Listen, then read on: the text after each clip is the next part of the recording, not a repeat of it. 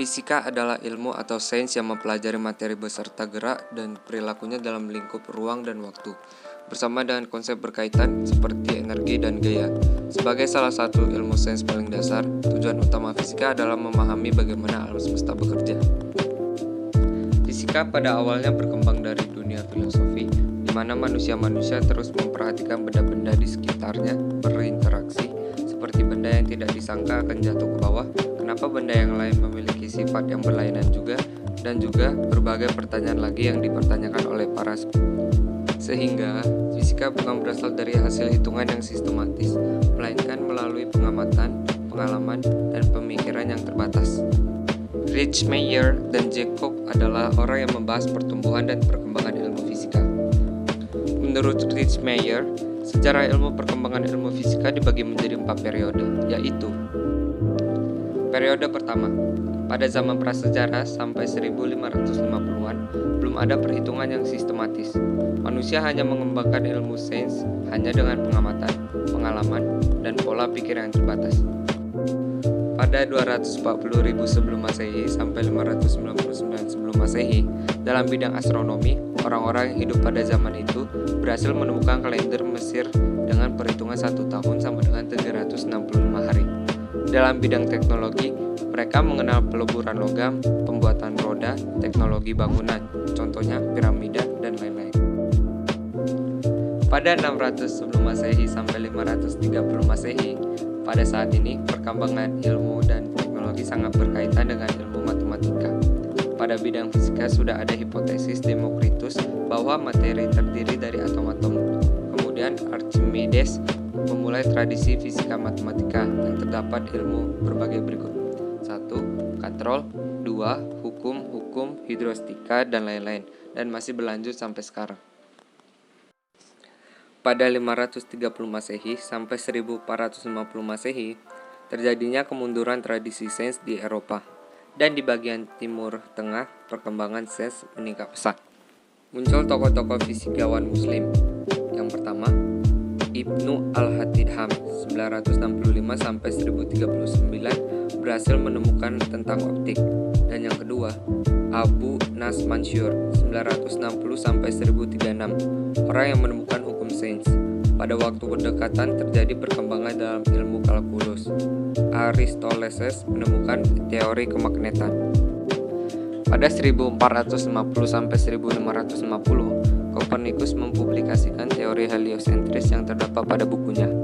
Dalam bukunya, ia berpendapat tentang teori heliosentris, yaitu mengganti posisi bumi sebagai pusat alam dengan matahari, dan juga ia menggambar gerakan benda-benda langit. Ilmu yang dikemukakan oleh Copernicus menjadi titik penting dalam revolusi saintifik, yaitu ketika mulai memikirkan gaya-gaya yang menyebabkan gerakan benda langit. Periode kedua, 1550-an sampai 1800-an. Galileo dikenal sebagai pencetus metode saintifik dalam penelitian. Galileo memperbaiki teori-teori sebelumnya untuk menghasilkan mekanika dalam bukunya. Ia tidak lagi mencari penyebab gerakan dinamika, tapi menerangkan dengan gejalanya, kinematika. Dalam mekanika, selain hukum-hukum Newton, dihasilkan pula persamaan Bernoulli, teori kinetik gas, vibrasi transversal dari batang, kekekalan momentum sudut, dan persamaan Lagrange. Dalam fisika panas ada penemuan termometer, Azaz-Black, dan kalorimeter. Dalam gelombang cahaya ada penemuan aberasi dan pengukuran kelajuan cahaya. Dalam kelistrikan ada klasifikasi konduktor dan non-konduktor, penemuan elektroskop, pengembangan teori arus listrik yang serupa dengan teori pelajaran panas dan hukum Coulomb. Periode 3, 1800-an sampai 1890-an. Pada periode ini muncul fisika klasik. Dalam periode ini, fisika berkembang dengan pesat, terutama dalam mendapatkan formulasi-formulasi umum. Dalam mekanika, fisika panas, listrik, magnetik, dan gelombang, yang masih terpakai sampai saat ini. Dalam mekanika, diformulasikan Hamiltonian yang kemudian dipakai dalam fisika kuantum. Persamaan gerak benda tegar, teori elastisitas, hidrodinamika. Dalam fisika panas diformulakan hukum-hukum termodinamika, teori kinetik gas, penjalaran panas, dan lain-lain. Dalam listrik magnet diformulasikan hukum Ohm, hukum Faraday, teori Maxwell, dan lain-lain. Dalam gelombang diformulasikan teori gelombang cahaya, prinsip referensi, difraksi, dan lain-lain. Periode keempat, 1890-an sampai sekarang. Pada akhir abad ke-19 ditemukan beberapa masalah yang tidak bisa dijelaskan oleh fisika klasik. Hal ini membuat pengembangan konsep fisika lebih mendasar lagi yang disebut fisika modern. Fisika modern terbagi menjadi dua. Satu, relativitas adalah teori-teori umum yang dapat mencakup masalah yang berkaitan dengan kecepatan tinggi. Dua, teori kuantum adalah ilmu yang mempelajari hal yang berkaitan dengan partikel yang sangat. Teori relativitas yang dipelopori oleh Einstein. Teori ini menjelaskan bahwa tidak mungkin untuk membedakan satu sistem dari yang lain jika dua-duanya bergerak dengan kecepatan tetap. Dari teori relativitas itu menghasilkan beberapa hal, diantaranya adalah kesetaraan massa dan energi, E sama dengan mc kali 2, yang dipakai sebagai salah satu prinsip dasar dalam transformasi partikel.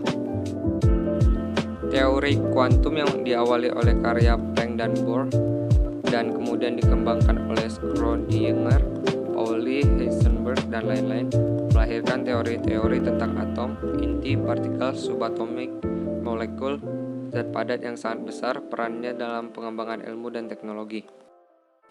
Perkembangan sejarah fisika dibagi ke dalam 5 periode menurut Jacob, yaitu periode 1 antara zaman purbakala sampai dengan 1500. Belum adanya eksperimen yang sistematis dan kebebasan dalam mengadakan percobaan. Periode 2, sekitar 1550 sampai 1800, perkembangan fisika berdasarkan metode eksperimen yang dapat dipertanggungjawabkan dan diakui dan diterima sebagai persoalan yang ilmiah. Periode 3, periode singkat 1800 sampai 1890, berkembangnya fisika klasik yang meletakkan dasar fisika kuantum. Periode 4, tahun 1887 sampai dengan 1925, adanya fenomena mikroskopik, elektron, dan lain-lain. Teori klasik semi modern, teori kuantum masih terkait fisika klasik. Periode 5, tahun 1925 sampai dengan sekarang, fenomena mikroskopik revolusioner dibuat teori baru yang tidak terkait fisika klasik. Perbedaan periode sejarah fisika menurut Ritzmaier dan Jacob. Jacob menjelaskan di periode tahun 1890 sampai dengan sekarang dibagi ke dalam 2 periode lagi, yaitu 1890 Masehi sampai dengan 1925 Masehi. Kemudian 1925 Masehi sampai dengan sekarang.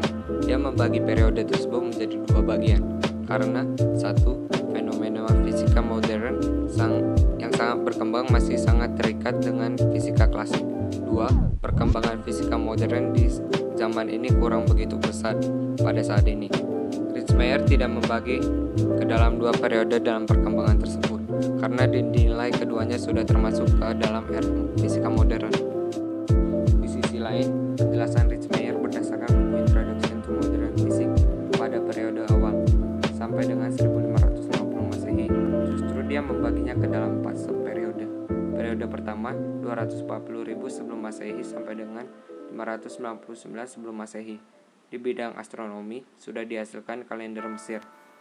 Dan periode kedua 600 sebelum Masehi sampai dengan 530 Masehi. Perkembangan ilmu dan teknologi sangat terkait dengan perkembangan matematika. Yang periode ketiga 530 Masehi sampai dengan 1450 Masehi, mundurnya tradisi sains di Eropa dan pesatnya perkembangan sains di Timur Tengah. Dan periode keempat 1450 Masehi sampai dengan 1550, adanya publikasi